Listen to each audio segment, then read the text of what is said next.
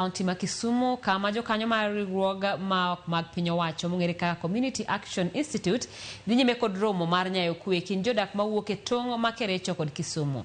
Wadhi achiel kachiel mar mondo mi wane chenrono madhi nyime skund sekondar ma Agaye e Sondu ewi chenrono ma nyaka sani dhi nyime.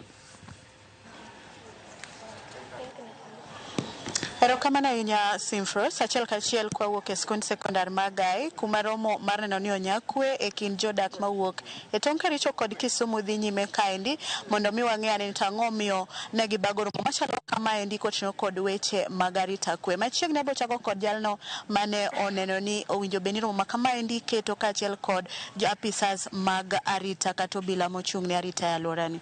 Machiegni abo chako kodi king'yo kamera nyisa ni to e alworani ang'o miyo nuneno ni ber mondo ubag romo ma kamaendi neno ni kwe kata rochruok kwe arita kwe mosebedo e alworani endi uwuoye kendo neno ni uketo kenge manyalo miyo ji odak gi kwe kaka owinjore.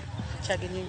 Erokamano, iluonga ni Collins Ochieng', jatend Community Action Institute. Neno ni waketo budho ma kawuono mar kwe mondo wawuo gi jothurwa gi kaka wanyadak gi kwe kind jo Kericho gi jo Kisumu County. Gik mage mosebedo ka timore kae ma nyiso ni rochruok arita kwe oseneno e alworani miyo ni uketo kwe machalo kama. Wasebedo kae simoko ji gore chiro, dhok ikwalo, ji betore, koro ka ji laro boda, koro kwe osebedo maber to waduogo erokamano ne sirikal nikech gisetemo mondo gikete kwe kinde oganda. Erokamano ahinya. Machiegni kaka jaduong' ma kae nyalo lerno mana matin gigo ma osebedo dhok mikwalogo kwal mogik karang'o koko ma kamago oseneno yo machalo nade chagi nyingi. Nyinga Sabiano Matinde. Wasebedo boda kaka okwan kod kwe. Sana sana ndalo mag siasa wabedo kod tungni mang'eny mag weche mag dhawo.